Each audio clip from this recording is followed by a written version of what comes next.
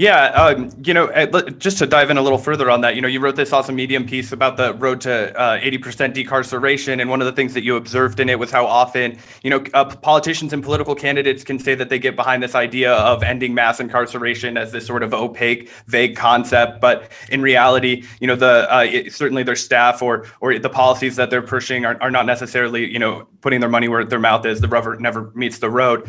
I'm wondering if you could kind of walk our audience through the vision that you have for decarceration specifically in Manhattan. Definitely. Well, we are 5 or 6 years into a broad national criminal justice movement that is, people talking about it in a bipartisan way, a lot of media attention around it, documentaries, books.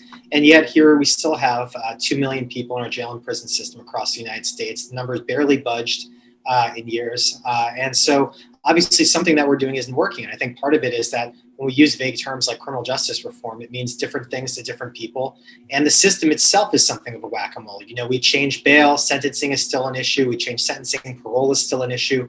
And so we need to actually just look at the whole system and say, when we end mass incarceration, that means fewer people in cages, right? How many fewer people in cages? And I've had the privilege of working for two organizations, Just Leadership USA and the ACLU, both of which had a goal of 50%. How do we get this country to a place where we have 1 million fewer people in jail and prison?